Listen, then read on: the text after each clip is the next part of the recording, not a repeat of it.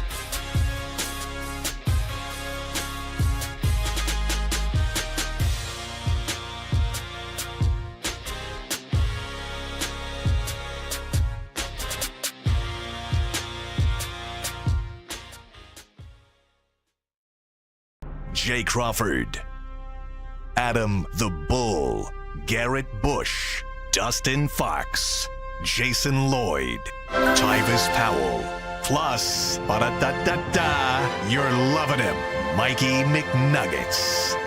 And so many big names, it would take me hours to say all of their names. The ultimate Cleveland sports show starts now. Booyah! Here he comes.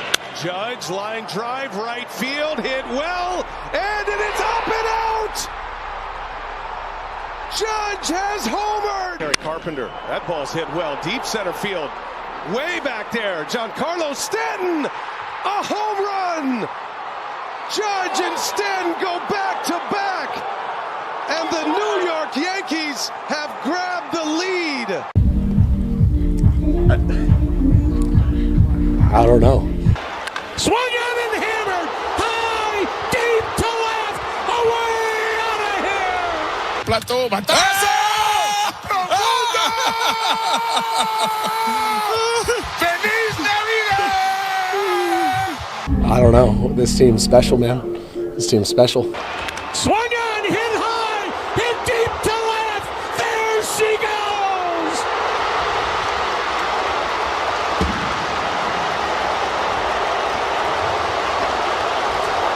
How about that? A walk-off, two-run home run to the bleachers and left by David Fry. And the magical 2024 season is not done by any means.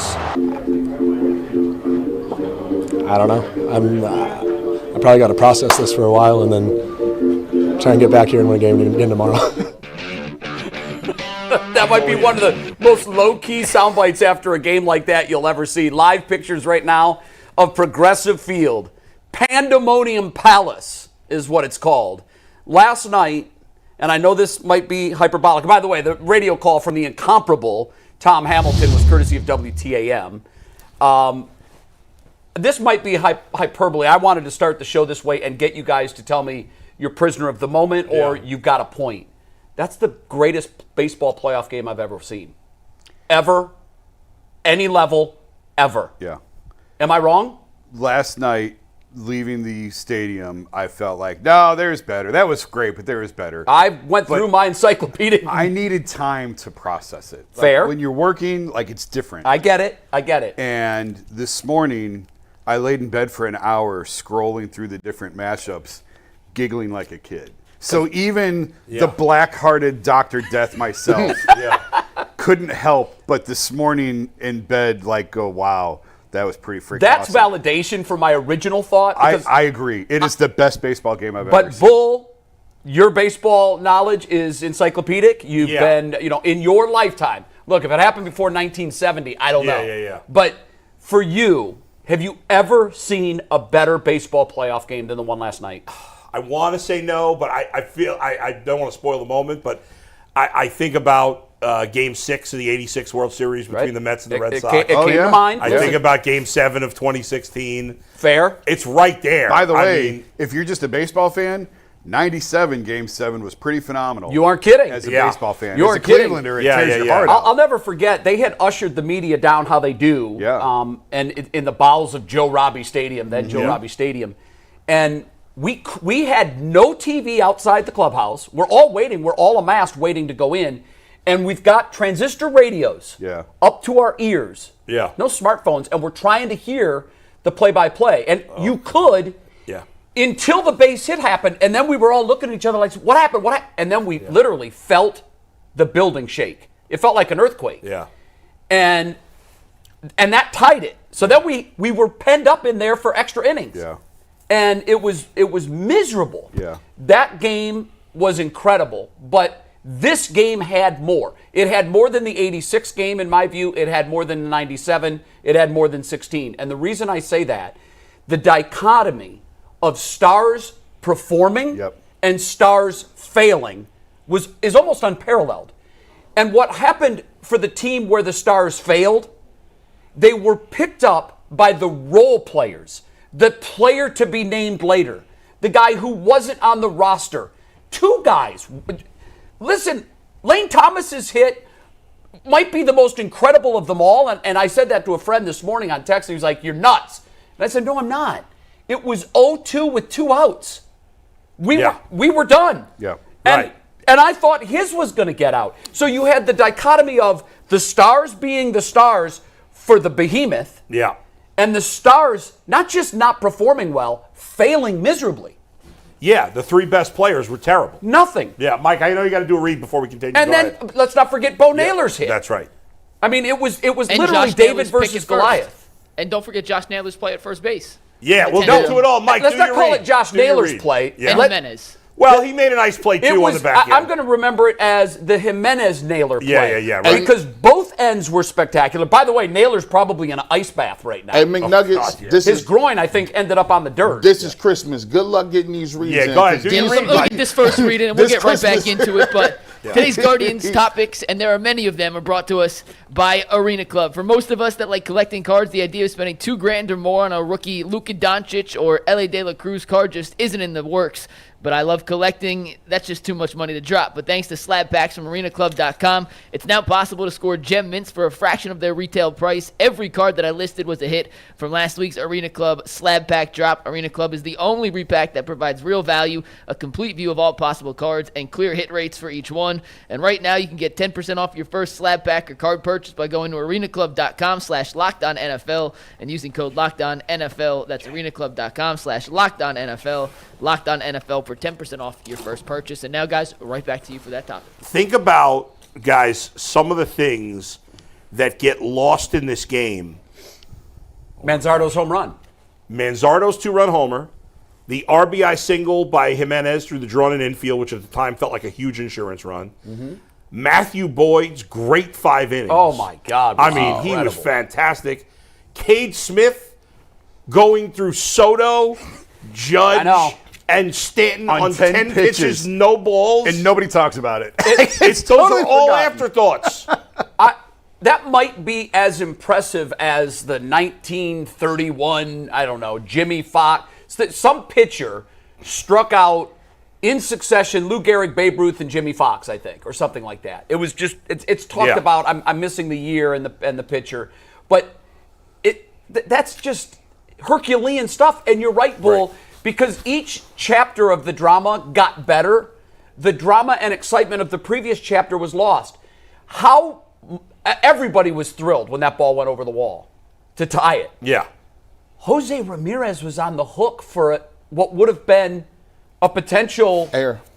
Yeah, that was terrible. The It was rundown was terrible. Well, first of all, The rundown was terrible, but him dropping the ball, like, that's right. not Jose. First, he threw the ball too early. I know he did. And then he dropped the ball. It was just like, what are we doing? We're Yeah, it was forgetting like the Little League fundamentals stuff. of the game. Yeah. But here's why it was the greatest game I've ever So seen. you're with me. Of all time. So it's 3-1, Bull. You can change all your right, mind good, by good. 1 I'm o'clock. in. Because when you looked at it, like if you go back and look through my timeline, I'm sitting here talking about like how improbable is it that their 2 power hitters hit back-to-back home runs on a guy that was unhittable all year. He was untouchable. I know. They hit the 2 home runs, and then you go through this emotion, and I tweeted out, we can't catch a break. Fans in Cleveland cannot catch a break. Like, how does this continue to happen? And my timeline flooded. Like, yeah, this is crazy. It's about to be out of here. 2 outs. And then we talk. Big Christmas comes up, and I'm like, man, they just got done talking about how he just hadn't hit all off season, on postseason. He had 1 hit. He had hadn't been 1 very hit. good in September either. And then he swings the bat, and the craziest part about it is this was a no-brainer. Like, this dude, first of all, you would think that people are choking up a little bit trying to put it in play. No. I like the fact that he swings as hard on 2 strikes as he does with no strikes. He hits that home run. Then they come back. That's why he's in there, because he's going to run into one. And who's this this Silva guy? Like I'm like, hold on. Like for regular No, Avila. Avila. Pedro Yeah, Avila. yeah, yeah. Pedro Avila. Oh, listen, he's another guy I whose mean, performance was lost in the soup. And you know said, what who they is gave this up to dude? get him? Cash. Yeah, basically a bucket of balls. They gave up cash to In the get him business, from when the you Padres. trade a guy for money, they say Yeah. that's a bucket of balls That's right. trade. Jay, he's out there pitching like he don't even care. Like He's fat guy power, baby. I know. Fat guy power. I think they said that at one point. They're like, this guy's completely unfazed by the stage. Just like, no, I'm going to go out here and throw. And then when Lane Thomas hits the home run, like they talked about how their closer, like, he had been lights out. Yeah. Everything kept setting up to this is improbable to this is definitely improbable. And then when he hits the go-ahead home run, it was crazy because it just seemed like an eruption. It was like I was sitting there emotional, like, dang, bro, why I'm emotional like this, bro? This is kind of wild because we had all thought it was done. That's right. It was over. My wife said, turn the channel. I can't watch this. When it was 5-3, she's like, I can't look at this. Turn the channel. And I told some people at work this while we were talking on Chains last night. I know that we had a conversation Wednesday about sports gods. And that's they don't exist. We believe in what we want to believe in. Okay? Yeah. Whatever we need to do to wake up tomorrow. Yeah. The biggest Indians fan I have ever known in my entire life was my dad. Yeah. When I tell you he listened to 162 on the radio, okay, so that paints the picture. Right. He was old school. He was strategizing in the third inning of a game in April. Yeah. You know, why aren't we running here? Yeah, I mean, it was incredible how much he loved this team. Before he died in 2007, we watched together as they lost a 3-1 lead to the Red Sox in the ALCS, which everyone knew that was the World Series that year. Yeah. And there went our opportunity to ever enjoy one together. Yeah. Again, call me crazy. I get it. There's part of me that wants to say I'm crazy. Whatever. My dad died on October 17th. Wow. My dad died on October 17th. And while my wife said, turn this off, I Yeah. can't take it anymore. Man. I said, Can't do that. Dad's watching. Yeah. Can't do that. Dad's watching. That. Yeah. And, you know, I know that most people will hear that and say, trust me, dude, your dad had nothing to do with those home runs. What? You believe Maybe whatever you he believe. didn't. It doesn't matter. But in my mind, and what's weird too, is yesterday at 6:30 local time, I woke up. And I don't know why I woke up, and I was like, what the heck? It's, you know, it's too early for me to get up. And I looked at the clock, and I said it's 6:30, and I always wake up on the 17th with the same feeling in my stomach. And then I thought, wow, today's the day my dad died.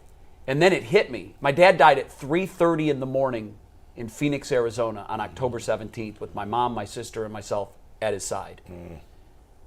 It was 6:30 Eastern time when my dad passed. Yep. And I was just jolted up. I don't know why. My wife's like, what's going on? I'm like, I don't know, but I won't be able to go back to sleep. Yeah, sure. And then I kind of put it together. Wow, this was the moment my father passed. Yeah. And as I'm watching that game, I do crazy things. Sure. I do crazy things. I remember when Corey was jumping at the Olympic trials, I looked up and I said, Dad, give him one. Give him one big here.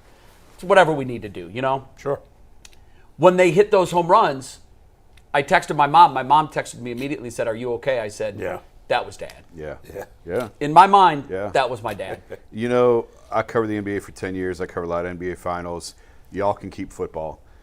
Baseball has always been my number one love and passion. Really? Oh, I thought I told you that before. I don't think you have. Baseball was always my sport. Playing, like, 3 years old in diapers, hitting baseballs, like, I have always been, that's always been my number one. And I've told you guys, there's something about that building.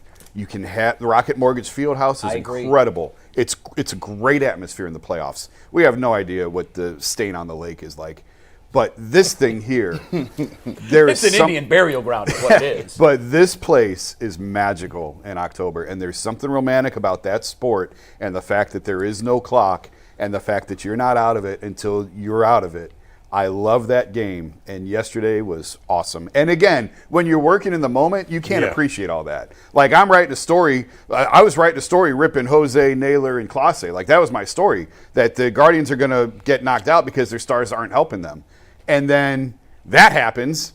First Noel and then Fry, and they're like, well, there goes my story. Now what am I supposed to do? It's 11 o'clock. What am I supposed to write? Now, listen, do you remember the old days when you had deadline for print? Oh, yeah. Oh, my God. I can't tell you how many times I've been in press boxes of events like this. Yes. A lot of the World Series games. Yes. And you'll hear swear and words. there's no cheering in the press box, okay? But there is cussing. Yes. And you'll hear in a game like this, you will hear the absolute simultaneous groans, curses, screams. Yes. I saw a guy break a laptop. Literally break a laptop. Because they were still doing deadlines that recently? Well, no, I'm talking like in 97. Yeah. In 97, they had yeah, word processors banging away. I and mean, there's still deadlines up. there's still deadlines. Yes, Yeah, with there's no- newspapers. God. But I mean, for the most part, so antiquated. now it's different Yeah, because yeah. we but, get our news I mean, instantaneously. it's like deadline is in 7 minutes. You've got your story done, and then Noel does Yeah. that, and you're like, And- I wonder if this has ever happened to you. I have friends that it's happened to. Do you remember Matt Winklejohn from the Atlantic Journal-Constitution? no, I don't know. Really good writer. He was a beat writer for the Falcons for years. He was a buddy of mine from college with Tommy Reed and Tom Skernovitz. He was telling me a story once of a situation of a writer he knew had filed a story because it was at the deadline. Mm-hmm. And back then, even before the word processors, some of those had to be faxed. Now imagine that. So you've got to have leeway That's for that. crazy. So he faxed the story, and I can't remember what the event was. It was massive, like an AFC championship game or one of these World Series ALCS games. He files his story, and he no sooner files it, and now it's locked in. It's going to the presses. Yeah. And the team that was trailing, which was the team he was covering, and he had buried the team in his story, comes back with a miraculous comeback. The readers of his paper the next morning Oh, my God. wake to a column of Guardians crap their bed, Yeah. whatever. And everybody has to look at this and go, this is worse than Dewey defeats Truman. Yeah. Like, that's what we were stuck with back then. Yeah. See, But- nowadays, you know what you can do? You can go to your phone and be like, AI chat, That's it. can you give me a 2,000-word article on the Cleveland Guardians Yeah. who beat the Yankees and include Big Christmas's home run as well as David Fry and go? Yeah. But don't say that in front of It Jason. won't be the same. It won't be the same. By the way, That works a lot cheaper Yeah. than Jason does. Right, By the way- and don't And it's happening. It's coming. It is happening, unfortunately. it's one thing to win a playoff game. It's another thing to win a playoff game when, in your mind, you've already lost the playoff We was game. dead. I know. And then it's another thing to win a playoff game when you thought you lost the playoff game, which essentially would have ended the series. Have you ever seen the look of shock and awe on a Yankees player's face? Like Yeah. the shot of Judge and Stanton standing at the dugout, looking at the field after Fry homered. Yeah. We know that look. We've worn that look. Many, Yeah. many times. It's fascinating drama to me now what happens today. I agree. All the momentum is in the third base dugout. The Guardians need All to of win it. again today. They do have to do it again Yeah, today, yeah. or last night means nothing. Right. And in the Pantheon, we won't remember this in 2035 if it leads to an ALCS defeat. Right. If it turns the series around and ends up putting us in the World Series, Yeah. then this is one for the ages. Yeah. And I have to say, the first we talked about as we were going to the show, you said you thought of Sandy on Judge's Instantly. home run. Sandy Alomar, of course, off Mariano Rivera in '97, Game 4 of the Game 4, ALDS. yes. Indians were down to their last 4 outs, and he ties the game out of nowhere. I didn't. You're right, but I didn't process it then. I thought of Sandy on Noel down to the last out, Right. on a shot out of nowhere. Well, off- I thought on that one, I kind of thought of Rajai Davis. yeah. Because it was unlikely, it was improbable. Yeah. Now, theirs was against. By the way, Rajay was at the game last night. Yeah, I saw that. Oh my I didn't see him, but I saw people. Zach told me he's working for MLB, and he's at the field. That guy, he is. I wish we could have got him in the studio. Jim Tomey's throwing out the first pitch Yeah. today. How great would have it been to have Tomey in on the show? Amazing. But like after Naylor hits into the double play in the ninth. Yeah. Yeah, the ninth. Yes.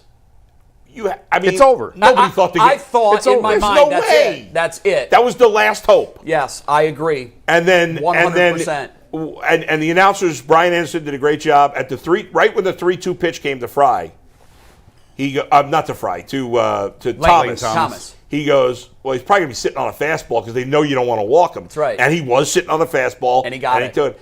And then, I mean, I wish we could hear the sounds of every house in Northeast Ohio and every Guardians fan. Because the second, obviously, Noel hits that ball. Could you tell on all- TV it was out? Oh, no, 100%. without question. Because I mean, Yeah, being no. there, you knew. Yeah, But I didn't know if you knew. I thought it was going out of the stadium. I said, If you weren't sure at contact, you knew when he flipped Well, the bat the bat out. flip, the bat Mike, flip, is there yeah. one way, because I love that you said I wish we could hear all the living rooms. Yeah. Is there a way that we can call up the social media post that went viral last night? man. It was taken from a high vantage point, 2 or 3 blocks away from Progressive Field. Oh, yeah. I And know the what reason you're I'd like to play it and play it sound full, and when we watch it, I want everyone to pay particular attention.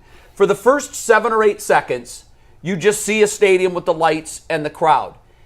You can actually hear the crack of the bat, and then you hear the eruption, and then you hear and see the fireworks going on. Yeah. And to your point of, I don't know what it is on the corner of Carnegie and Ontario. I have no idea what happened there once upon a time, but I couldn't agree with you more.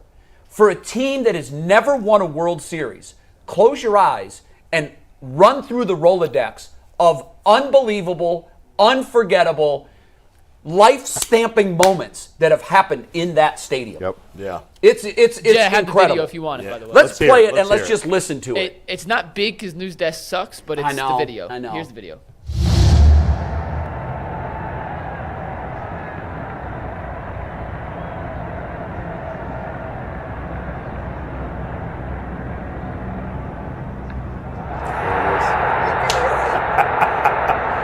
And that's pretty far away. That's at least 2 blocks. That's from the Beacon. Yeah, that's Beacon crazy. apartment on Euclid. Okay, so that's like 3 blocks, right? Oh my God. Yeah. That's crazy.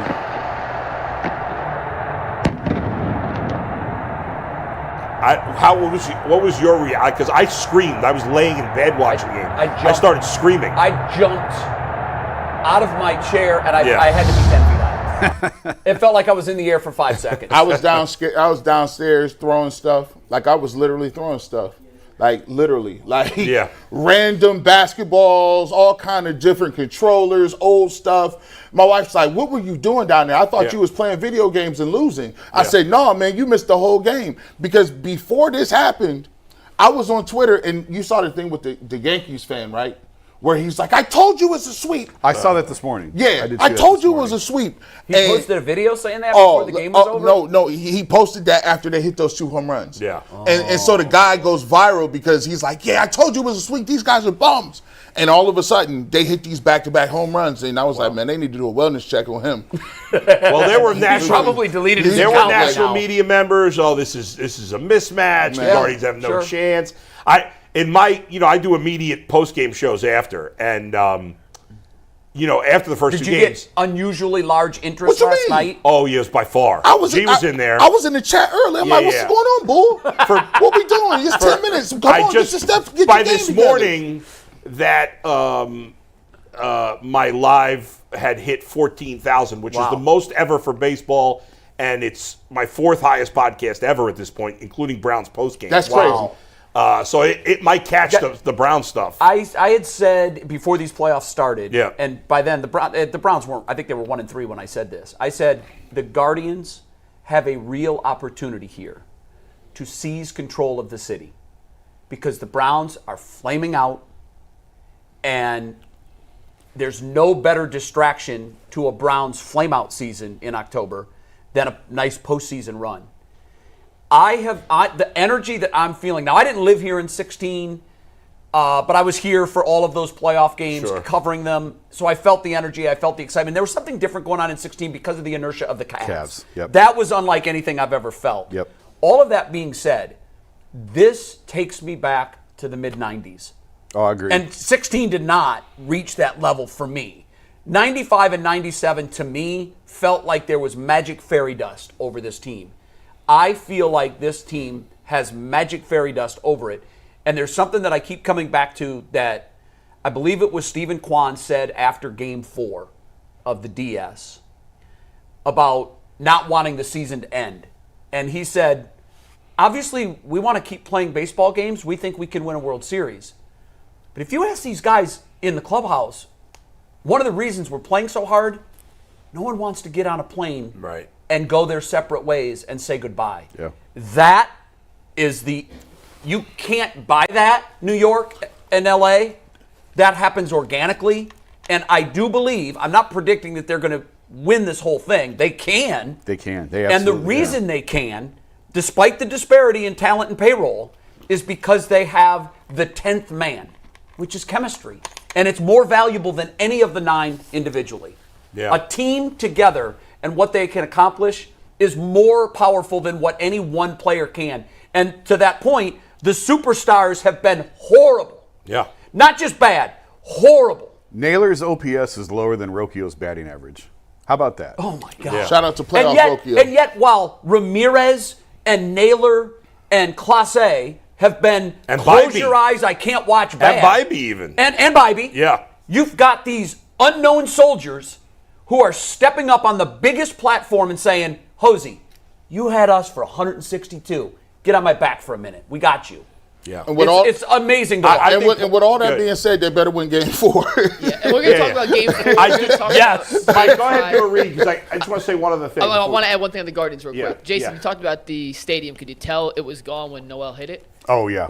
Well, Off the bat. I know you could tell from the broadcast. I'm not sure if you guys saw this angle and heard the noise, but shout out to Progressive Field. I'm going to play this video from you guys on Tag Board. Just take a listen.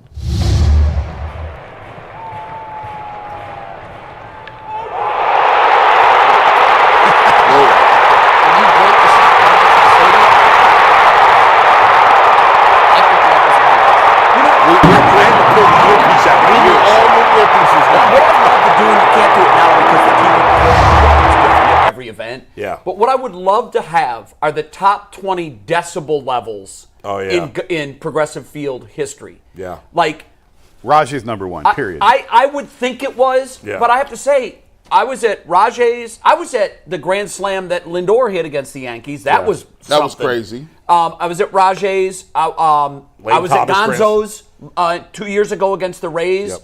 And I've been at all the big ones that happened this year prior to last night. And to me, it's like, God, I don't know. To me, they're all off the chart. Rajay shook the press box. That's the only time I have, the press box was swaying. And it was half Cubs fans there. It was too many Cubs And it was, fans. and the press box was By the way, shaking. yesterday I was walking around downtown. I had something to do downtown, and I couldn't believe how many Yankees fans I was running into. Everybody was wearing Yankee garb. I didn't even tell you guys this. This was probably the most difficult game I've ever watched in my entire life. You say, well, why is that? So I didn't go because I had made a prior arrangement. I had to speak to a class at Giancarlo. And I ended up doing it Zoom so I could watch the game. But I didn't go because it was at 7:20, and I made this commitment months ago, and I wasn't going to break it. Yeah. So I'm on a Zoom class, talking to a Zoom call, talking to a journalism class with the Guardians on the flat screen over to my right, and it's 3-1, and I'm just killing it. I'm just I'll answer any question you guys have. And then all of a sudden, I'm in mid-answer, and I see out of my peripheral, and I knew what was going on. I knew it was 3-1, and I knew who was up. And I could just tell it was going to be a home run. And I literally said, oh, my God. Now, there's Giancarlo. All these guys, most of them are Guardians fans anyhow. Yeah. Professor's a huge Guardians fan, and by the way, watches our show every day. Yeah. And I said immediately, I'm like, oh, my God. He's like, what? And I said, it's 3-3. He's like, what happened? And I said, they just got a 2-run homer. Yeah. And then moments later, when they hit the 4-3, I couldn't even go full on tyrannical and break stuff. No, it because sucks. I'm on a Zoom call with the journalism class. By the way, last thing. First of all, part of the reason I think for you that it feels even bigger is because you've been ingrained in it. You weren't living here, as you said. Yeah. Obviously, even when you're living in New Jersey, you're still a diehard Indians fan. Sure. But now you're ingrained in it. This is your whole life is Cleveland now, right? I'm here. I'm in the Petri dish. And this is, I think, if nothing else, no matter what happens the rest of the way, obviously there's an opportunity to make headway in the overall fan base.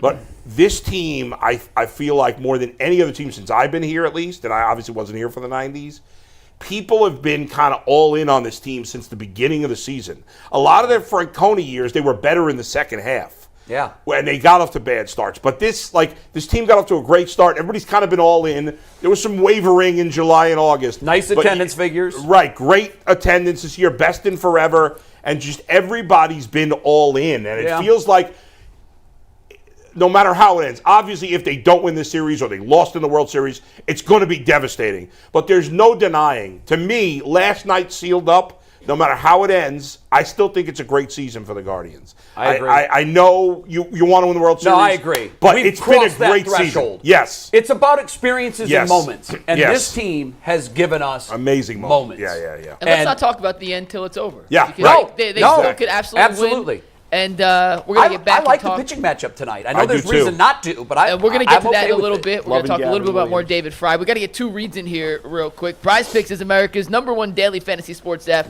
with over 5 million active members. It's the easiest and most exciting way to play daily fantasy sports. Unlike other apps on Prize Picks, it's just you against the numbers. All you have to do is pick more or less on 2 to 6 player stat projections and watch the winnings roll in. Prize Picks puts their members first, so all withdrawals are fast, safe, and secure when your picks hit. You get your money back in as quick as 15 minutes. Download the Prize Picks app today and use promo code LOCKEDONNFL and get $50 instantly when you play $5. That is promo code LOCKEDONNFL on Prize Picks to get $50 instantly just for playing $5.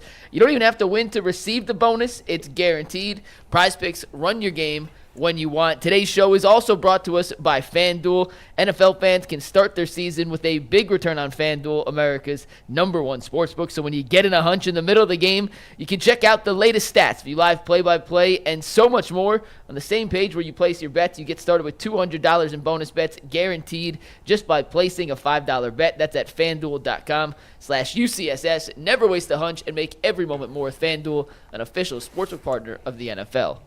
Speaking of the NFL, we're going to go Browns for 10 minutes and then go right back. Make it quick. To the Guardians. We're going to fly through no fence riders as we have a Browns versus Bengals game this week. So we're going to fly through it. 2 minutes on each question. We'll be done in 10 minutes. We're going to talk some more guards. First question. Will Nick Chubb lead the game in rushing yards on Sunday? Dead even split. Jay Bull, Justin, and myself said yes. Earl, Tyvis, Jason G said no. G, why are you saying no? Did he say Justin, by the way? He did, but that's fine. Who cares? I don't know where that came from. Speed this along. I don't think he'll lead in rushing just because I don't think he'll get that many carries. Like I go back and talk about it all the time. When he was healthy, it seems like they had him on a mission to have under 20 carries. So let alone that, based on what Dorsey is saying and trying to find a sweet spot, I think he may get somewhere from 10 to 12 carries. And unless he breaks a long one, then with this offensive line, I don't think he's going to have, I don't think he's going to have lead the game in rushing. Next one.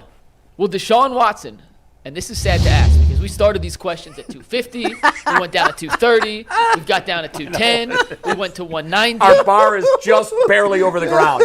Will he throw for 170 yards against the Bengals? I put it low enough that more than half of us said yes, he would. Tyvis, Jason, not Justin, G, Jay, and myself said he will throw for 170. Dustin, Bull, and Earl said no. Bull, why are you going with the under? Because Deshaun Watson is not good at football. I can't believe I'm saying this. It was a no-brainer move when they traded for him. What number would Mikey have to put on there for you to say yes? No, I'm going to go lower next week. Yeah, so don't say that. Let me ask you this. 95! Here's why I went over. I went over for the simple fact that the Bengals are probably going to score in the high 20s. And what does that mean? There'll be some garbage time numbers? Well, there's going to have to be. I guess that's possible, yeah. That was my same thought process, All for the record. All right, next one. Who finishes with more receiving yards on Sunday? Jamar Chase or every Browns receiver combined? This does not include tight ends, no running backs. This is simply wide receivers. By the way, Jamar Chase has played 5 games against the Browns. Only one as he had a big game. He had 100-yard game out of 5. I don't matter. I answered this out of spite. Well, is Denzel playing? Yes. He's going to play. How much he plays is still to be I mean, determined. I've never heard of a corner on a pitch count. Yeah. You're either healthy or you're not. That's crazy. Get out It's there. weird. Corner pitch counts is I've crazy. never heard that before. Well, this is a 50-50 Well, we've never split. seen tackles rotate until. Yeah, you're right. Earl, Tyvis, Jason, and G said Jamar will have more than all the Browns combined. Jay, Bull, Dustin, and myself all said the Browns wide receivers will outgain Jamar Chase. They're going to step up. I don't know who it's going to be. I don't know the one names. Of them, and it might be Judy, but one of them is going to step up big. I mean, I'm all welcoming anybody else. Them young dudes, the guys that no-name gangsters, you're welcome to show up and do something. The no-name gangsters. All right, next up. I cannot believe I asked this question. I cannot believe it was a dead even split, which makes this question perfectly legitimate. So don't get mad at me when you hate this question, whoever's watching out there. Here's the question. Are you 100% confident Browns offensive players will score more touchdowns than Browns defensive players versus Cincinnati. This was wild. If you were not 100%, you picked defense. This had to be 100%. Here's why this was a legitimate question. The Browns' leading touchdown scorer on the roster right now Rodney McLeod. is Rodney McLeod. Is a backup. He's not even a starter. Backup safety. He plays special teams and backup. So that is a legitimate question. Which is horrific. But and I just horrifying couldn't to go ask. there because if this comes true, I don't know that there's it can't get any worse than this. Yeah, wait till we do 5 stats. It's going to put into context how bad it's been. But this was a dead even split. The people who said they were 100% confident offensive players score more, Dustin J, Jason G. The ones who weren't 100%. But were you being sarcastic or were you being serious? He said if you weren't 100% certain, you got to say no. So I said no. I wasn't. I think probably it will be, but I wasn't 100%. No, that's fair. I don't know really in my heart I'm 100. I'm like 99.9, but I'm not 100. By the way, what you can tell from these answers too is that now G gets accused of being a homer, but he's not a huge homer. Earl is the biggest homer on the show. Oh, there's no question about that. Earl is so far out. Earl has gone quietly under the radar in the last 2 weeks, has gone from being the biggest homer on the show to completely out on this team. I've heard Earl utter these words, I'm done. Yeah. Because he's picking all the negative answers for the Browns. I know he is. And you know what? Oddly, I took all the positives. And wait until you see my pick. I know, I'm shocked. Hey, listen, every once in a while, a blind squirrel. And there's no question that Kevin Stefanski is the kryptonite to this Cincinnati Bengals Hey, you know team. what? I'm telling you what, they keep losing like this. I'm going to just rethink a lot of my stances. I'm going to come in one day and say I like trickle-down economics here in a second. All right, last no fence rider question. Who has more sacks on Sunday, Myles Garrett or Trey Hendrickson? Another close answer, not dead even. 5 of us said Myles Garrett. It was Earl, Tyvis, Jason, G, and J. Bull, Dustin, and myself went with Trey Hendrickson. G, you went with Myles. He's the one guy, you and Earl, the one positive answer Earl gave for the Browns. I mean, and this is close, too. Listen, Trey, because Deshaun Watson will run into about 2-3 sacks. Like, he'll get out the pocket. Like, so you can't even say this was good. He'll run into a sack. Yep. So, like, Myles going to have to earn his. At least Joe Burrow get rid of the ball. This is the first time in the Stefanski versus Zach Taylor, the Joe Burrow era, that the Bengals actually have a better offensive line than the Browns. The first time they've played where the Bengals have an advantage there. The Browns have had a huge advantage there every other meeting. Bengals' offensive line is now adequate, where the Browns' offensive line is bad. So, plus Myles is a little banged up. I got Hendrickson with 2 sacks and Myles with 1 in the game. I told Bull, if y'all don't win this game, oh my God! Like I said, I've been trying to find one little angle to figure out. Well, this would wreck the Bengals season. Yeah. It would wreck. On paper, this should be an easy win for Cincinnati. Yes. Well, I couldn't agree more. Yes. Yeah. Speaking of easy decisions, it's an easy decision to go back and talk some Guardians now, and that decision is brought to us today by Leaf Filter. Being a Browns fan is tough. The only thing tougher than being a Browns fan is Gutter Guard, the only filter tough enough for the toughest fans in the entire country. Leaf Filter has been protecting gutters in Northeast Ohio for over 20 years. Let Leaf Filter's trusted pros handle it. Call today to schedule your free gutter inspection and get a no-obligation free estimate. A Leaf Filter trusted pro will clean out, realign, and seal your gutters before installing. Leaf Filter, over 1 million homeowners have trusted Leaf Filter. Schedule your free inspection now, and for a limited time, get up to 32% off your entire qualified purchase and 2 free Browns jerseys at leaffilter.com/UCSS. That's a free inspection, up to 32% off, and 2 free Browns jerseys with qualified purchases at leaffilter.com/UCSS. Offer is valid on a first-come, first-served basis while supplies last. Full terms and conditions can be found at leaffilter.com/UCSS. See representatives for warranty details. David Fry was a player to be named in a trade. Now he is a Cleveland playoff icon. Is it hyperbole? Hyperbole. Is it unfair to say he might be the best player to be named ever? The best rags to riches story we've seen in a long, long time across any professional sport? Was this tough for you guys? It was tough for me because you don't remember players. Yeah, I mean, I think wasn't Michael Brantley a player to be named later in the Sabathia trade? Oh, I don't know. No, he wasn't a player. I think he was part of that deal. Yeah. I mean, David Ortiz was a Rule 5 pick. Right. Yeah. Right. So, and the guy's going to the Hall of Fame. I was thinking not necessarily like players to be. I was just thinking like these Mike Piazza stories. Drafted by Tommy Lasorda, who was a friend of the family in the 90th round. Became a Hall of Famer. Some ridiculous late round, and became a Hall of Famer. Yeah. That was a good one too. Yeah. Yours. I went like all sports, and I'm trying to put this into some perspective. Kurt Warner's the greatest of all time. God, I didn't even. Yeah, I mean, let's face it. That's the right answer. No, Kurt Warner is the David Fry, right answer. I didn't even think of Kurt. Yeah, David Fry hasn't had a great career to this point. We don't know what his career is going to be. No, but he's had two iconic moments. Here's the guy that I came with, because Kurt went on to MVP and Hall of Fame status. Yeah. So his was like the most unlikely from the Arena Football League and stocking grocery stores. But for me, David Fry is not going to the Hall of Fame. To me, I'm trying to find this parallel career. I came up with Jeremy Lin, the point guard from the New York Knicks. Crazy. Undrafted. But he didn't have a playoff moment, did he? No, but Lin's sanity is the equivalent of this last. Exactly. Yeah. Like, trust me, I was hosting a debate show with someone who was enamored by him, and we discussed him 100% more than we should have, just as we did Tim Tebow. Yeah. But Tim Tebow came, if you want to go back to, the doctor telling his mother, you need to abort this fetus.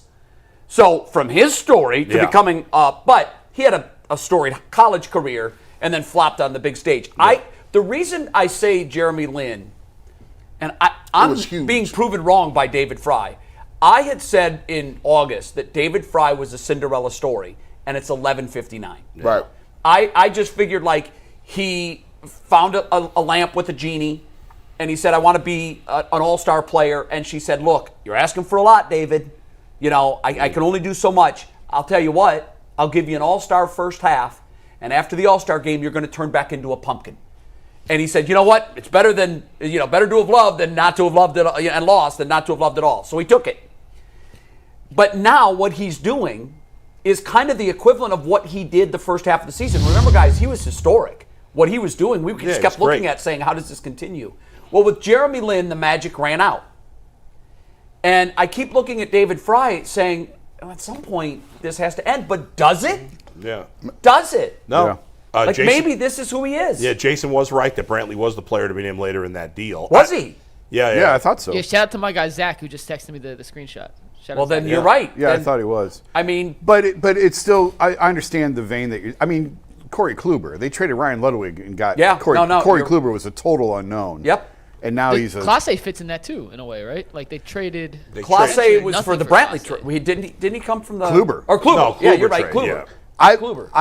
I really like Clase when they got him, but I'm a fantasy baseball nerd, so I knew all about him. Yeah, he had good. He was. I liked him, but he's obviously different now. The Guardians have a number of guys that were not highly touted. Was Cliff Lee like not even a good prospect? No, Cliff was a top. Cliff Lee was a piece in a trade. Yeah. Jose Ramirez wasn't a big prospect. Jose was a non-prospect. He was a non-prospect. He was just a guy. Stephen Kwan wasn't a big prospect. Yeah. Most of their big prospects have not panned out so far. This organization, it's so funny, guys. Yeah. We're sitting here and we have two franchises that are the polar opposites of one another. Yeah. We really do. I wrote about that this week. As good as the Guardians have been, and when they were the Indians, and going all the way back to the idea of John Hart to sign these unknown players, Baerga, Manny Ramirez, Bell, unproven, but they saw what was there, and they signed all of them to long-term deals, and that's how they turned the franchise around. So go back to the mid-'90s, and then you go back to the mid-'90s for the Browns, and really, go back to 99 and the rebirth. They're juxtaposed. They're on polar opposite ends. Every move the Guardians make, you're like, wow, this has got to be the best move in team history. Even like Rocchio, has he played himself into a place where you he might be a piece? I mean, I wasn't really joking with you guys last week when I said maybe trade Himmy. I mean, right now. No. I can't have that. But Rocchio's glove is crazy. To your question, yes. I think Rocchio, his glove is very good. What he's doing right now tells me something that I wasn't able to see in the first 162 games. There is something there. There's something there. By the way, I don't want to go down this road too far, but even though he's great defensively, I don't know if anybody's taking him in as his contract right now. Oh yeah, they would. As a shortstop, he's not overpaid.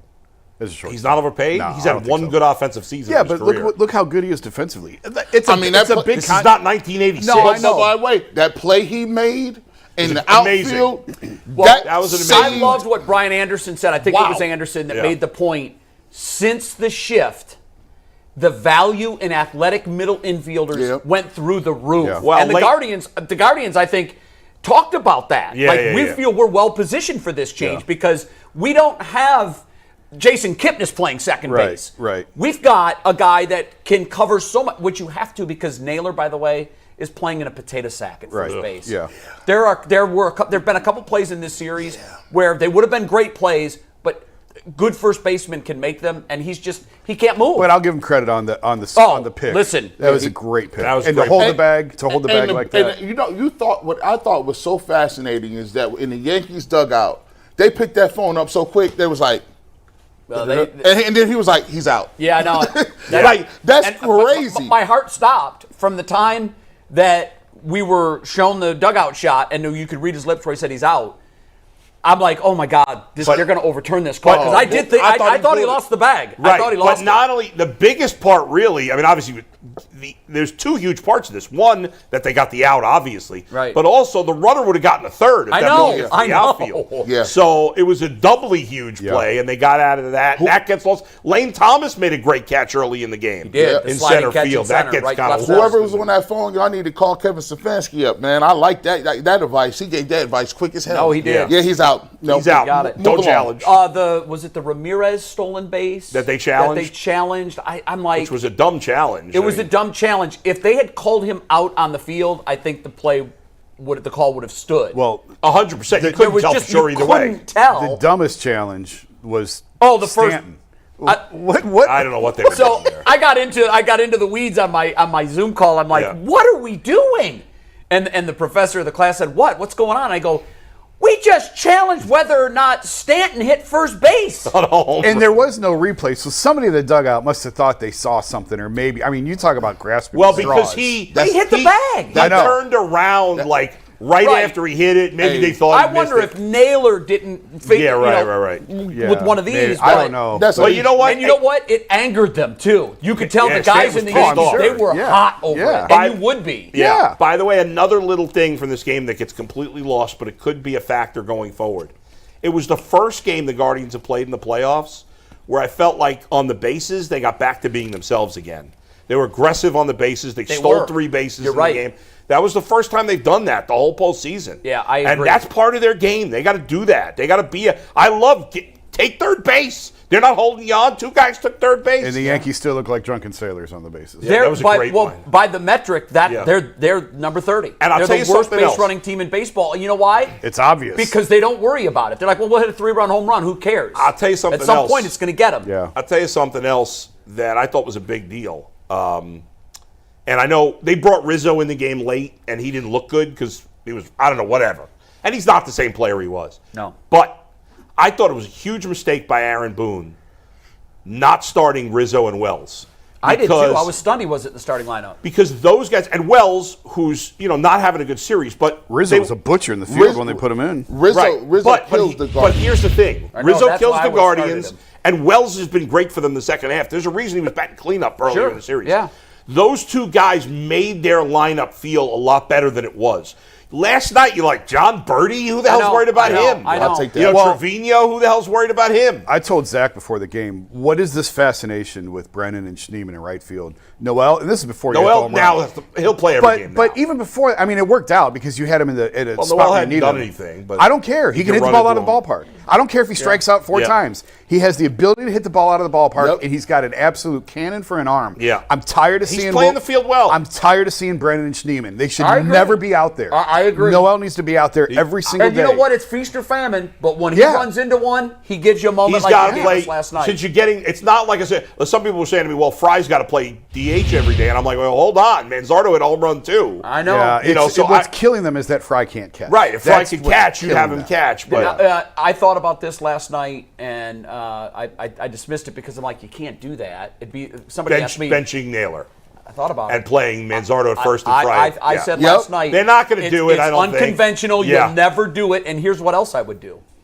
and this, you guys are going to look at me like I'm bananas, and they won't do it, and they shouldn't, but it's a desperate move, but if I think it's strategically the right move, I would move Cade Smith to the closer. He's just been better, guys. He's just been better. I think that I understand what you're saying. I think they like being able to deploy him when the best hitters are up. Yeah. It's a nice weapon to have. Yeah. But I always look at it this way. You have 27 outs to get. Yeah. I know if it's a situation in the second, that out is more important than 24, 25, 26, 27. I get that. And you've got to win the moment before you can win in the ninth. All that being said, if Clase is so good, can't he win the moment in the second or the third it's or so the strange. fifth? Although Cade Smith has just been better, guys. He has, but it's, you know this, sometimes pitching in the ninth can be different. And he's never done sometimes. that. It is different. And I think I don't know. You want to get in the Clase after? You want to go to stadium and come back to this?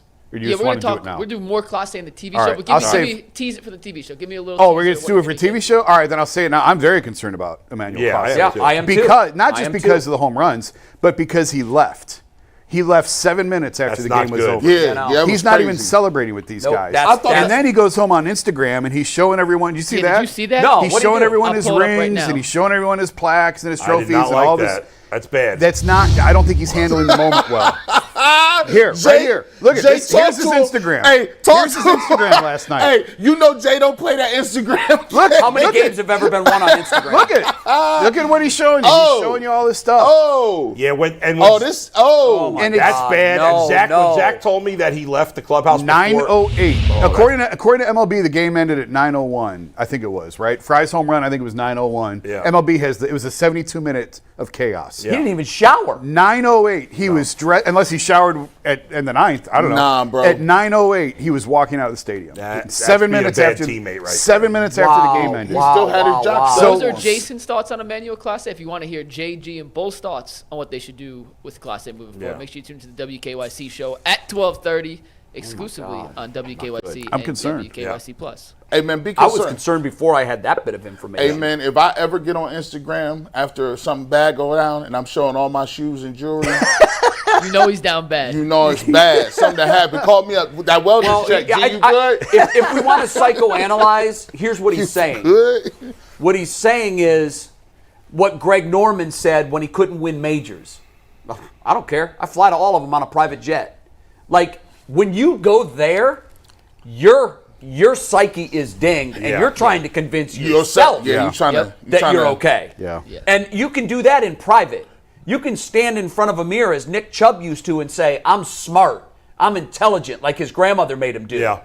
You don't need to go on Instagram and live stream your rings. And he had his class ring on. He had his Legion ball Seventh ring. grade most improved player. If I'm Stephen Vogt, I'm talking with him today. I'm pissed about that. Dang, You know what? dog.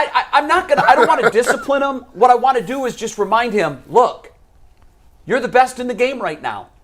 What you did is human. You got dinged. Yeah. It happens. Tomorrow is another day. Tomorrow We is need you. another It day. needs to be Hedges. I think it needs to be Hedges. Yeah. Not Vote. Because that's a bad teammate. No, that's a good call right when there. the team is celebrating and you went home because you didn't do well, that's being a bad teammate. in what is probably one of the biggest, Right. non-clinching celebration moments of the year. Yeah. Not probably, it was. I get it. If I'm him, I'm pissed at myself too, but I'm going to celebrate with my teammates. Absolutely. You gotta be a won the good game in teammate, the man. end. How do you feel about him if you're in that clubhouse right now? Yeah, I'm a little ticked off. But the one good news, if they do decide to go away from him in a big spot, is right now you got a bunch of relievers you can trust. Because They're not going to go away from him. no, I know they won't. I don't think they will. They got to save. But like, they got to save. the his Guardians second. have more Can't do that. relievers you can trust than any other team, right? Because right now I trust Avila, I trust Sabrowski. There's a lot of I guys do I too. trust. He just showed you how fragile he is. That's and if you take him out of that role, you've lost That's him. like a kicker. It's the same thing. You're not winning the game, but you're holding the game. No, and my concern is that his psyche is dinged, and they're not going to make a change here. The one thing in his defense, I'm gonna bring up. A guy like him is like a kicker. They're more routine based than starters. Starters have their 5-day routine and they go through it. He has his routine every single day, and it's very regimented. And for 162 games, Here's what that routine looked like. All right, 9th inning, open the bullpen, here he comes. We haven't used him that way. We haven't been able to use him that way. You're right, and I don't care. I don't care. I know you don't care. If you're as good as you say you are, as you're as good as your numbers say, you can get 4 outs. I get that. You can get 5 outs. I get that. And he has. He has. But he hasn't been perfect. And the reason, I think the reason for that is, in his role, he is so incredibly regimented. He doesn't come out of the dugout. He comes out of the bullpen. He's not asked to get 4 outs or 6 outs. He's asked to get 3 outs. And for the last 2 weeks, that has not been the case. Yeah. No but last night he blew it in that first inning out of the dugout. I agree. And real quick, Mike, I know you want to go. The pitch to Judge was a great pitch. It wasn't a bad pitch, guys. Judge. Sometimes they gonna get hit. That's Tip right. your cap. He's Aaron Judge. It was a How cutter many guys on the in outside. baseball hit that pitch Not many. over the fence? One. It was a one of cutter them. on the outside part of the plate. It was. But the Stanton one was a terrible was pitch. Bad. Terrible. Hung it. There's no excuse for that Terrible. one. And we're going to dive deeper into Clase on the TV, so make sure you guys tune into WKYC at 12:30. 2 reads to get to, and we're going to move on to our next topic. Arena Club is someone who is a proud sponsor of the Ultimate Cleveland Sports Show. For most of us that like collecting cards, the idea of spending $2,000 or more on a prize rookie card just isn't in the cards. I love collecting, but that's some serious money to drop. However, thanks to slab packs at arenaclub.com, it's possible to score gem mints for a fraction of their retail price. Every card I listed was a hit from last week's Arena Club slab pack drop. Arena Club is the only repack that provides real value, a complete view of all possible cards, and a clear hit rate for each one. Arena Club slab packs are revolutionizing the repack game with transparency. After your pulls are revealed, they'll immediately be placed in your showroom for safekeeping, selling, trading, and auction. Whether you're buying, selling, trading, or displaying, Arena Card is the card collecting platform you have to check out. Right now, you can get 10% off your first slab pack or card purchase by going to arenaclub.com/LockedOnNFL and use code LockedOnNFL. That is arenaclub.com/LockedOnNFL, code LockedOnNFL for 10% off your first purchase. Today's show is also brought to us by FanDuel. Hey, NFL fans, you can start the season with a big return on FanDuel, America's #1 sportsbook. So when you get in a hunch in the middle of the game, you can check out the latest stats, view live play-by-play, and so much more on the same page. Where you place your bets, you'll get started with $200 in bonus bets, guaranteed when you place your first $5 bet. That's at FanDuel.com/UCSS. Never waste a hunch and make every moment more with FanDuel, an official sportsbook partner of the NFL. If FanDuel could have put odds on the Browns' chances of moving to Brook Park after the renderings coming out, it would have been about minus 10,000. And that is now official. The Browns making it official that they will pursue a dome at Brook Park, leaving downtown. Mayor Bibb said he still hopes to have negotiations in the future, but that seems far-fetched at this point. Is this the best move for the franchise, guys? At the end of the day, take everything of your personal ideas out. Is this the best move for the franchise moving forward? Of course. Yes. Like, this was always going to happen. It was a no-brainer. Listen, anytime you can upgrade your facility, you know, to be honest, man, like, the money they was going to sink into that thing on the lake wasn't going to make no sense. They didn't have no infrastructure around it. They can't build it up. Why not go have a blank slate? And look, I know the Browns are terrible, but look, Browns fans from all over the world are going to want to come see a state-of-the-art new stadium, a new building. I go back and look at the energy that the Gateway project had. Right. Jacobs Field and Gund Arena were the talk of the town. Everybody came in, and at the time, Camden Yards, I think, was a little bit before Jacobs Field, but everybody talked about it, how great it was. They got all-star games. They got, different things that they were given within 1 or 2 years. And this is going to be the same case with this. You look forward to Taylor Swift didn't come before. I bet you the Kelsey brothers can get her down here now. Unless they break up before then, then Cleveland will be off our list forever. Then she'll mark it off. But don't mess that up for us. They're going to get a Super Bowl too. They might get a Final Four. They got the women's Final Four. This is a great opportunity to get that basketball venue. So to me, even if the Browns suck, this will be a pilgrimage for people to go to and at least have something that looks nice. Mayor Bibb said yesterday that they've done a study that shows that they will lose $30 million annually in revenue for downtown. I do feel for these downtown businesses, these small businesses. Yeah. I know that Mayor Bibb made a point yesterday that I'm sure had Jimmy Haslam, every vein in his neck was probably popping out when he made the point that this is mostly going to disproportionately affect Cleveland citizens of color because they're the ones that rely on those 10 days of work.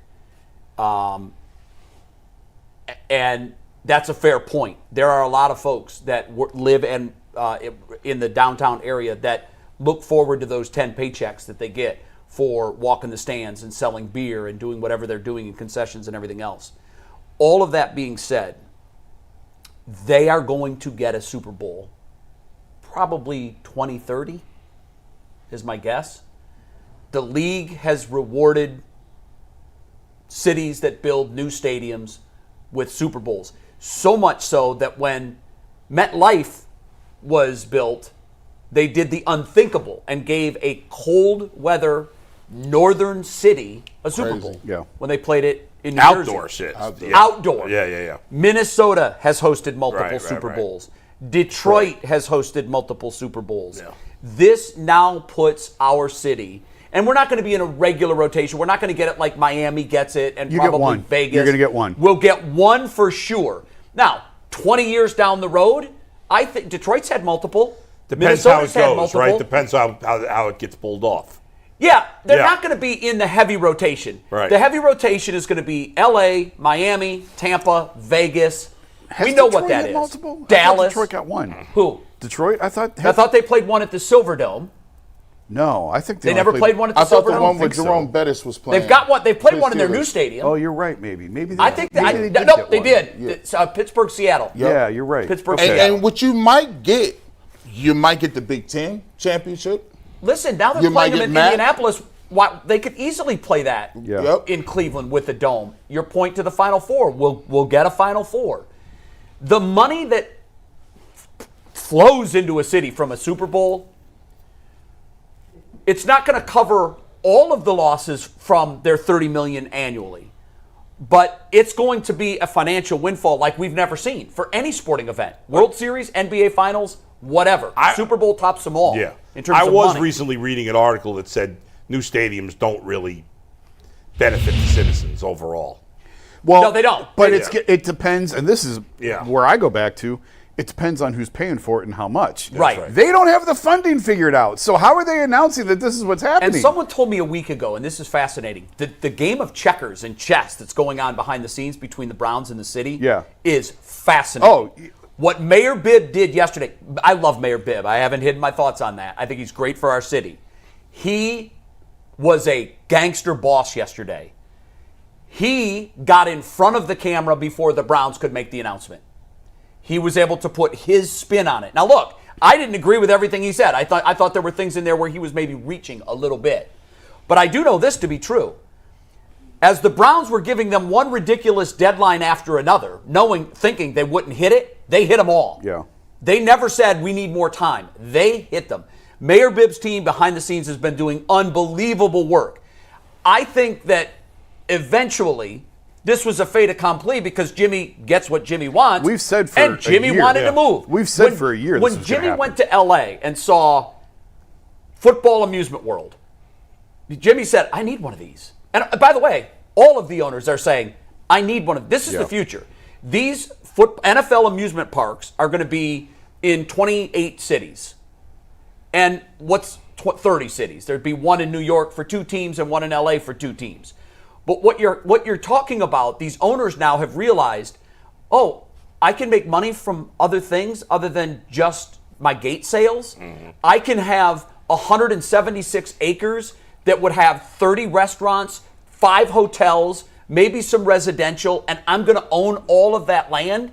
The property values in Brook Park have soared over the last 3 months once this became obvious that it was going to happen. So what I do think is going to happen is there's still going to be a huge amount of money that flows into Cleveland because the Browns are here. It's not like we're losing them to Baltimore. And also, I think that the city needs to pivot and look at it this way. The glass is more than half full. Now, for the first time ever, they have Cleveland's most valuable real estate at their disposal to do whatever they want with it. Don't screw this up. And they're going to get Burke, too. But Is that finally going to happen? It's going to happen. Okay. But to your point about the city doesn't reap the benefits, if they don't put any money into it, they're going to reap the benefits. And the city won't give any money, right? Well, no, I'm just saying. No, neither will the county. No. If the way that a lot of these things get built is the hammer that teams hold over cities is give us what we want or we'll leave. Right. They can't do that here. No. They don't have the hammer. Because of the Modell rule. So because of the Modell. So I'm really curious to see. I mean, the county's basically already told them this isn't a good idea. And the county and the city are in lockstep here. So sure. I think this is going to wind up with Jimmy writing the check for most of it. I agree. And Which is how it should be. It should be. It absolutely But should be. I think they're going to go to the state. They're going to try and get money out of the state. Yep, they the are. Bengals are looking for money from the state for this. But if it winds up that he spends 75, 80%, 85%, that's okay. great. That is great. Yeah, then I'm do all it. for it. I mean, if he's spending his own money, I don't care how much he makes. Well, what he's going to do is, but- I think he's going to sell 10% of the team, get $500 million, Yeah. and that's a big chunk of what he needs. Yeah, that's true. Would you happen to know anybody that would like to buy that piece of the team? Listen, if he put 10% of the team on the market tomorrow, There'd be a line out there'd the be door. a line from here to New York Not of people that want to buy it. Not to mention, that's the way that you get into the game is minority Right. ownership. Mm-hmm. You Yeah, get- well, that's why Jimmy That's got how into he the got game. into the game in Pittsburgh. You Yeah. get in, you get vetted, you're into the boys club, Yep. and then when a team becomes available, you spin go to off the front and go of to the- that. front of the That's line. what that's what the Shermans did with the Indians when they went to the Royals. That's how the game's played. Now the city, listen, I need to see something though. If you've already said you have money available earmarked for certain things for the Browns. Browns are gone. How are you not going to allocate those resources? Well, Mayor Bibb, when he was on with us, did say a lot of that money was going to come from taxes, related to the Browns Well, being in he was Cleveland. asked yesterday, and I was glad he was. Yeah. But I was hosting from the set, and I wasn't at the news conference, and I wish Yeah. that I could have been. I had a long list of questions that I would have loved to fire. But Lena Lai, our reporter, did a great job. She asked a lot of really good questions. One question was, okay, so who owns the syntax? And Mayor Bibb was very clear on this. We own the syntax. The city owns the syntax. It may have been earmarked to go to the Browns, Right. but we own it. And the county believes what we believe, that they also own it. Yeah. So I think this is a pivotal moment for the city of Cleveland. This is the moment that a lot of the non-sports fans who have looked at our city and said, why are we where we are? Why aren't we Chicago? We've got lakefront. We've got a beautiful city with a ton to offer. The Browns' decision to move them from downtown, while it will take a couple of months, maybe even longer for this to set in, I think the city needs to look at this as maybe the best opportunity of growth that we've ever had. The most valuable real estate in our city is now theirs to do whatever they want to. And Burke is also going to be theirs very soon. So you know how expansive that is, from Cleveland Browns Stadium all the way to the end of Burke Lakefront Airport. Right. Go to Chicago. Go to Chicago. I was just there. And it's my It's great. favorite American city because of what they've done with their lakefront. Now, Obviously, granted, there's a Lake lot- Michigan's better. Yeah, but and there's a it's lot still- more money in Chicago. There is a lot but more still, money. But yeah. now we have an opportunity to bring. Right. I want a major corporation to announce that they're going to put their headquarters right there on Lake Erie. Well, that's right what there in downtown Cleveland. I've had many business people tell me that. Like Sherwin-Williams did it. They brought now you need more. We do. I actually asked Jimmy that when he still was part of Pilot. Like, are you going to bring Pilot here? And obviously they're out of it now. And he had said no. And Dan has brought a lot of the Quicken Rocket, whatever they're calling that company now. He's brought a lot of it here. They've got a lot of look at the business Cavs' here. new practice facility. That they had a big news conference this week about what that's going to look like. If you haven't seen the renderings, go online and look at the renderings. It's in the flats.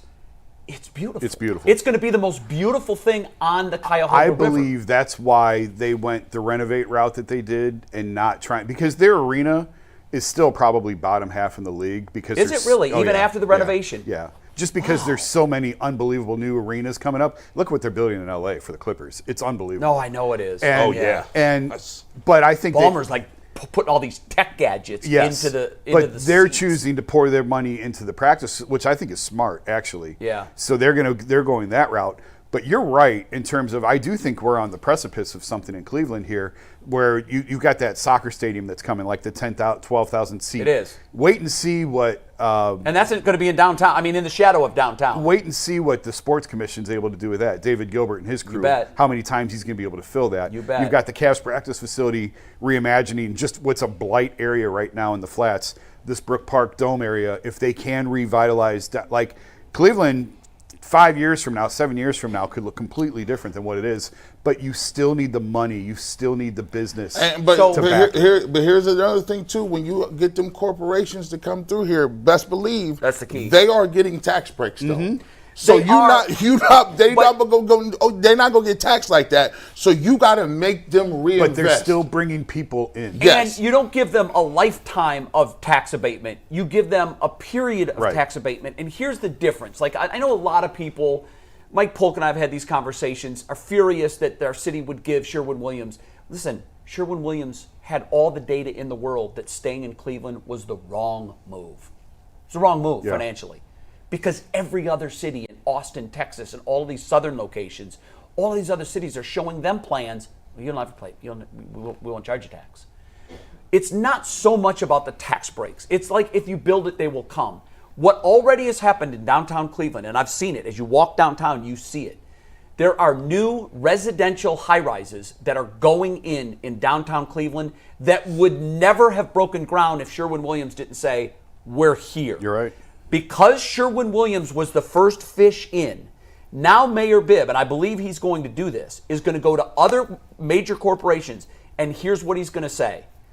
When you come to Cleveland, Ohio, you'll be in the lower 20% in the country in employee housing. That is a major recruiting tool. Major. Yeah. There's times I didn't take jobs in cities because the cost of living was just too high. Sure. I didn't want to go there. Yeah. The one thing everybody says about Cleveland, Ohio, oh my God, the cost of living. I can't believe you guys buy houses for nothing here. Yep. Yeah, right. Big facts. And that is confirm. Huge. So if I'm Mayor Bibb, I am hosting every single CEO of a major corporation who's in the hopper for a potential move. And by the way, the property that is east of us where we sit on Lakeside Avenue, which has a view of Lake Erie, is blight. It's all empty factories. Yep. When that is raised and it's leveled, you're talking about 3 or 4 major corporations can be housed right here on Lakeside. Yep. You're in the shadow of downtown. Young, upwardly mobile people love to live downtown. You're going to have more residential development in Cleveland. We've already seen a ton of it over the last 5 years. We're going to see more of that once he gets bigger corporations to sign on the dotted line to move to Cleveland. I think after a stagnation period of more than a decade where Cleveland, from a distance I was watching it saying, what are they doing? It was more like, what aren't they doing? I believe that this city has energy. It has momentum. Mayor Bibb is smart and aggressive.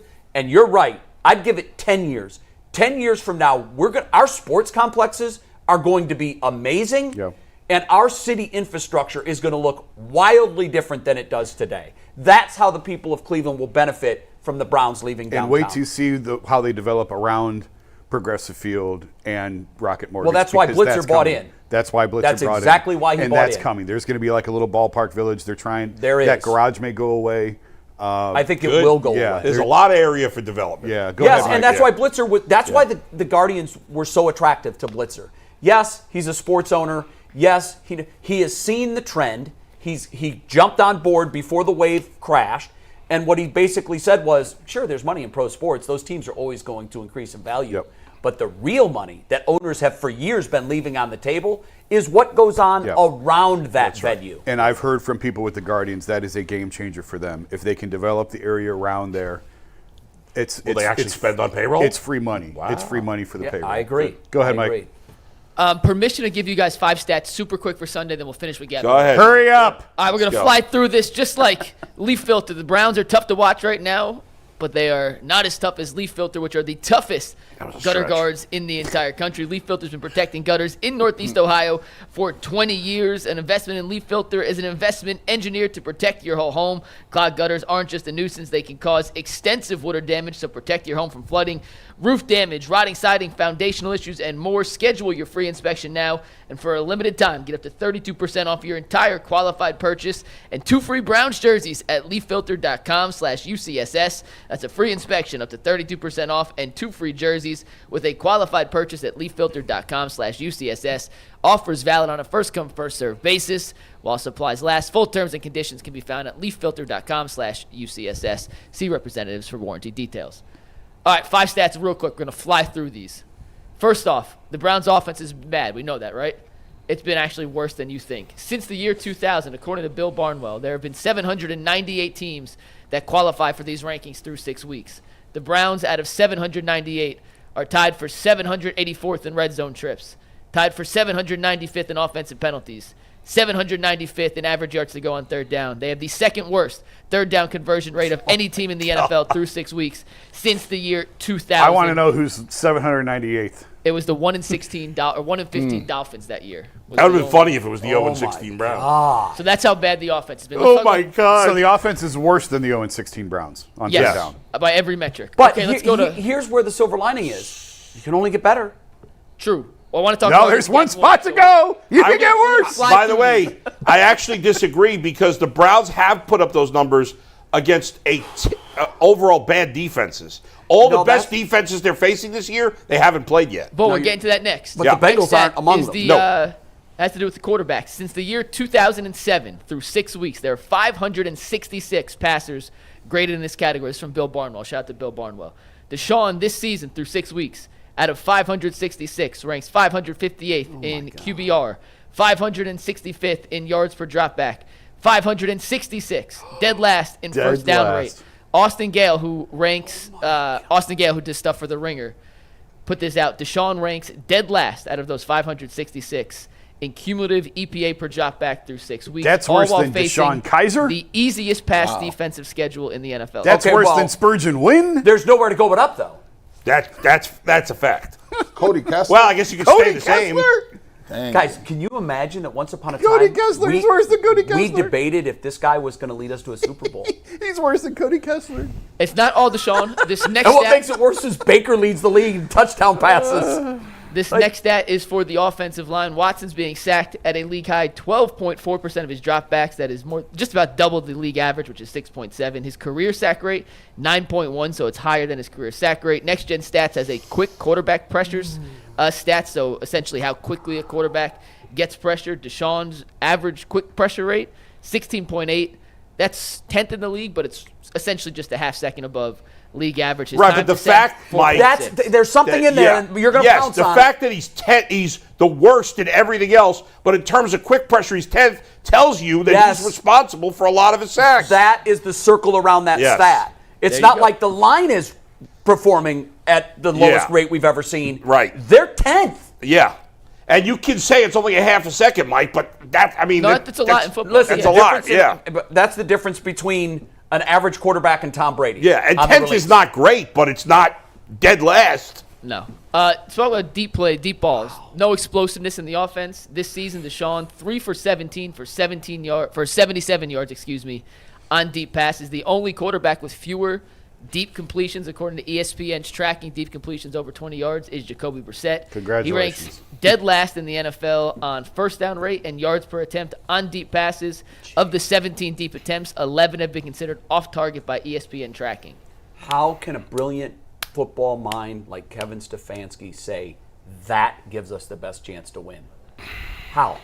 And our last one makes no sense. We talked about this yesterday. I mentioned it, but you got to just scrap the empty sets. In Houston, Deshaun was incredible from empty sets, led the NFL in completion percentage over expected, passing yards. He was 4th in QBR. This season in empty sets, he has 56 dropbacks. That's the second most in the NFL. Geno Smith has the most with 64. But out of 24 qualified quarterbacks in empty dropbacks, he ranks 23rd in QBR, 20th in yards per dropback. The guys behind him have way fewer attempts. So, okay, if you're going to scrap dropback, go play action. Well, his play action numbers suck too. He's the 3rd most play action attempts this year. He ranks 30th out of 30 on play action QBR, and his numbers in play action look a lot better because he was 6 of 8 for 69 yards against Philly. How about them Guardians? So let's get back to the Guardians, guys. After a quick word from Prize Picks. Prize Picks is America's #1 daily fantasy sports app. And you can have one of the over 5 million active members be part of your daily fantasy experience. Prize Picks is the easiest, most exciting way to play daily fantasy sports. Unlike other apps on Prize Picks, it's just you against the numbers. PrizePicks puts their members first, so all withdrawals are fast, safe, and secure. When your picks hit, you get your money back in as quick as 15 minutes. Download the PrizePicks app today and use promo code LOCKEDONNFL and get $50 instantly when you play $5. That's promo code LOCKEDONNFL to get $50 instantly when you play $5. You don't have to win to receive it. You get it guaranteed. PrizePicks, run your game when you want. Sean asked me to look up those numbers, which is why I spent so much time researching them, which is why I had to throw them in there, even though they're depressing. What's not depressing? We got a game 4 tonight. Can you I'll clip be there. that and get it to You'll be Stefanski? Yeah, Actually, get it to They've got DiPodesta. it. They've got it. Get it to DiPodesta. He doesn't care. They've They don't got it. care. Can you? apparently. We're all going to be really quiet for a second. I want you to say exactly at the volume you said it, what you said when Mike was in the read after we were doing well with the Guardians and then pivoted to Deshaun. Man, I said we was having a good show too, man. We was having a, spirits. Well, let's end it on a high note, G. Gavin Williams spirits tonight. Was high. Spirits was high. We was getting along, just sharing our thoughts. Co-workers just no It was arguing. kumbaya. We was holding hands. Guys, Gavin Williams hasn't pitched in 26 days. Massive game. That's okay. Massive. Gil hasn't either. Yeah, he hasn't either. He hasn't pitched in a while either. So you don't know what to expect from either starter in this game. They're similar pitchers. They're both guys who did not have great seasons. They both have really good stuff. Gavin Williams has better stuff, in my opinion. Zach and I were talking about this start he had against the Yankees in August, where he was great the first 3 innings and then lost his command. And that now the thing is that part of the problem for Gavin Williams this year is he's been a bit of a nibbler, and you cannot be a nibbler against the Yankees because the Yankees have better plate discipline than any team in They'll baseball. spit on balls on the edges. They have, going into last night's game, I believe they were averaging over 6 walks per game in the postseason. Okay, they averaged over 5 a game, I believe, in the regular Yeah, for the whole postseason, they Yeah. averaged over 6 walks. First in the league, by the They're way. a disciplined team at the plate. They don't swing at a lot of bad pitches. So if you're Gavin Williams, listen, you're fresh as hell. You've got great stuff. You got to go out there and trust your stuff and throw strikes. Yeah, I talked to him briefly last night after the game. Yeah, where was he at? He's excited, obviously. Okay, he's good. excited for the moment. Did you see fear in his eyes? No. Good. He's always Even one of these keel. guys. Yeah, he's Yeah, one I of those like that guys. about him. And I talked to him because remember I wrote in August about the pitch tipping. He was tipping his his fastball, and his fastball was getting pounded. And the numbers sort of course corrected in September. And I said, "Did you figure it out?" And they felt like yes. He said it wasn't just that. His mechanics were out of whack. It's just been a bad year. It's just been a bad year for him. He had the injury early. It lasted a lot longer than they thought. He had to change his training routine because of the injury. He doesn't use the heavy balls as much as he did, the heavy weighted balls. Right. So he's changed that up. His mechanics were screwy. So they feel like they've got it all cleaned up now. I hope so. Now he has got to give them length tonight because we talked about this at the start of the series. The boom, boom, boom. This is the first time in this postseason they have games on 3 consecutive nights, and they blew out the bullpen last night. And but nobody went more than 18 pitches. But you can't. I don't think you're going to be able to run him 3 days in a row. I think this is why they put Bybee tomorrow instead of today. As the they did back-end announce guy. that officially? Well, they didn't, but they're going to. And then I think it's Lively going to be on Bybee. Game 6. I think it'll be Bybee tomorrow because I know he didn't give you any length last time, but if you have to look at Gavin Williams, Tanner Bybee, and Ben Lively, which one is your best option to get any sort of length? Yeah, probably. It's Bybee on that 3rd day of 3 in a row. But between Gavin and Bybee, like Matthew Boyd last night was 5 innings. That's the longest start they've gotten out of any starter. I know it is. They have Thank God for that. They've got to get at least 5 out of Gavin or Bybee, preferably both. But you have to get at least 5, if not even 6, which I know sounds nutty. But Jason, you got to win tonight. So Yeah. you can't worry about tomorrow. I agree. I Would you understand have what gone you're saying. 6 in last theory. night with Matthew Boyd because I would have. No. I would have. I understand And why I'm he just- took him out. I do too. Because of where who they he were was in the facing. lineup. Yeah, Because but where I they were in the lineup. look at stuff, and I thought he still I had thought great Boyd was stuff. pitching extremely well. And his curveball was tremendous. He was inducing ground balls left Yes, and right. I was quick fine with him. innings. I thought Vogt handled it perfectly. I had thought his his bullpen usage Here's last the night thing. was perfect. You don't have to start the 6th with the idea he's going to finish the 6th. Put him on a one-hitter leash, and you tell him that before the inning. You're on the mound until you give up a base runner. You're coming out. But with those guys, it's only one pitch. I get it. I get what you're saying, and it is an old school mentality to want to pitch longer. This is where I think gut needs to come into play more. Gut and eyes. What are you seeing? What are you seeing? It's like Cade Smith. God, roll it. Go on out. Take another one. Why not? Yeah. You just went through murderer's row on 10 pitches. Yeah. So sometimes I think it looks from the outside as if, man, is this desperate? We're managing very desperately, and I know these are desperate times. You made a point that is a good point. I thought this all year. Why is Williams nibbling? And I just revert to when I pitch. I know why. When I'm nibbling, I know why I'm nibbling. It's because they're hitting me. Yeah. Guys are hitting me, and I don't trust my stuff, so I'm going to live on the edges and take my chances. Right. That won't work against this team. That might work against the Oakland A's. That will not work against this team. There was a shot. I was so glad that the cameras caught this. I think, by the way, TBS is doing a marvelous job with this series. Yeah. I thought there was a moment in the dugout where it was Judge and Stanton. I think there might have been a couple other guys.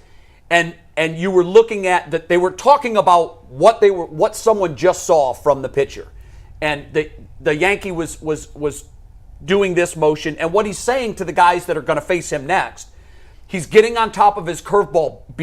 As soon as he shows the ball, he's on top of it. Yeah, and that's a tip. Yeah. This Yankees team, I think, is as cerebral as hitters as any team in baseball. I can't say that specifically about the National League. I don't watch them as much. Yeah, right. But when I watch all the American League teams, I think that this team is the smartest hitting team in baseball. Well, it's a veteran team. It's There's a lot of veteran older team, players. but also they buy into that. I know Aaron Yeah. Boone does, and I know their management does too. And I think Brian Anderson even said in the moment, there's nothing better if you're a hitter coming up than getting a scouting report from a guy who just faced him. Well, Right, if Gavin is tipping his fastball, they're going to know it right away. It's over. They're going to know it right away. And then he'll be out right away. And he has to have fastball command. If he relies so heavily on his fastball, and he told me in August, my fastball's never been hit like it was getting hit in August. If he can command his fastball, he's going to be fine. If they're hitting his fastball, it's going to be a quick night. I know we have 1 minute. I did a pretty deep dive scouting report on Gill, which kind of... It's heels. He's filthy when he's on. Yeah, it lined up what I thought of him before, but he's 15-7, 3.5 ERA. He's for all intents and purposes a rookie. He was up in 22 and 21, didn't pitch in 23. One start versus Cleveland, August 20th. He lost 9-5. He pitched 3 innings, gave up 3 runs, 1 home run. He's a strikeout guy. He gets he gets 10 per 9. He walks 4.5 per 9. So Guardians hitters need to be disciplined. Work the count. At the plate. His ERA in the month of September or August, rather, his last 4 starts, he was 3-1, but he lost 9-4 in his last start to the Pirates, and he gave up 4 home runs. Yeah. So that's it. We're going to Channel 3. He could be wild, by the way. Minutes. Led the league in walks. 4.5 per 9 is a lot. See you on KYC. Peace.